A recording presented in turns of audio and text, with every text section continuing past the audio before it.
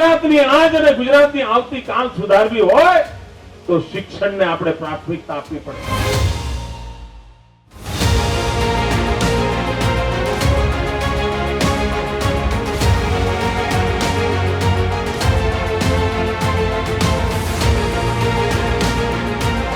આજે Gujarat growth engine બન્યું છે, તો એ ગ્રોથ એન્જિન દરેકને સાથે લઈને આગળ વધવા માટેની વાત હોય, અને જો દરેકને આગળ વધવું હોય તો એમાં પાયાની જરૂરિયાત શિક્ષણ છે.